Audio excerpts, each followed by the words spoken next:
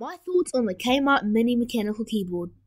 So, chances are, if you love mechanical keyboards, you've heard of this one, the $27 Kmart keyboard. This video will include a review and a sound test. As this is my first video, I'm going to ask you all the most heard, most annoying question on YouTube. Please like and subscribe. So, into the video. The build quality is impressive for the cost. The backlighting is brighter than expected. Although it has no RGB, it does have 5 different color zones, which can be changed by pressing the light icon on the right hand side of the keyboard.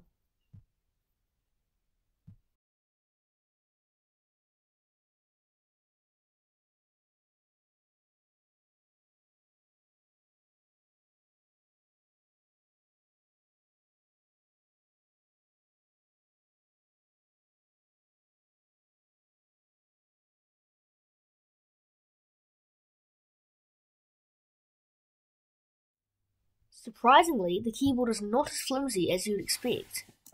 It doesn't flex, but it does sound a bit brittle when knocked on. It also doesn't have any adjustable stands, instead some rubber grips. It uses blue clicky switches.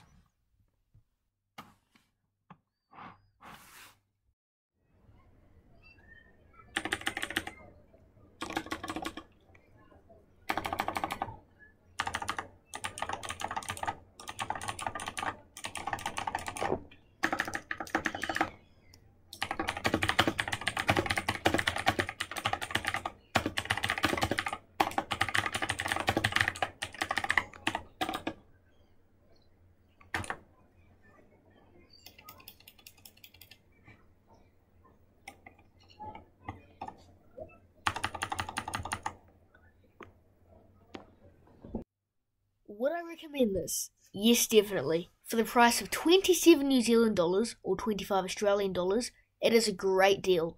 There are also many mods for this keyboard if you're looking for something cheap to customize. I tape modded it and will now show you a quick clip.